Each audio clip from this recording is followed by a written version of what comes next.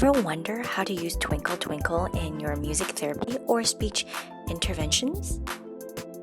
Before we get into the solutions, welcome to Teleplay Creations. Don't forget to click on the subscribe button here and the notification button. Ta-da! Now once you have your green felt board screen set up, all you have to do is choose your background.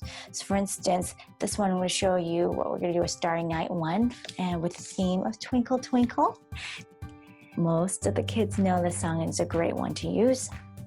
And so after you've chosen your virtual background with the stars, and then with that felt star printout created here, so what you could do is cut off the extra ends. You can keep them because they are still useful for later projects. So let's not waste. It's always good to reduce our use and reuse, right? So with this, so you can always reuse it. You can. The beautiful part is that you can actually peel off the paper, and it's still sticky. Like you can stick other new things on, which I love, and it doesn't damage the paper too. Or you can just leave it on. You could create this and put it on your board as many as you need, and then have them stick on the board like that. If you're doing in fine motor or getting the kids to move, can I get you guys to flash your hands or while they're singing? So can you go twinkle? And when they go like that, you can almost hold it up like this. Can I see you guys go twinkle like that?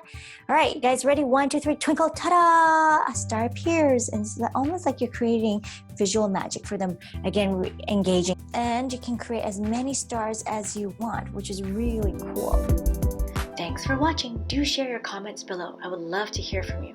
For more information and such, do visit rainorShineTherapy.com/teleplay creations.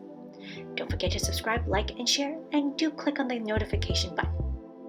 Thanks again. Ta-da! Now once you have your felt up,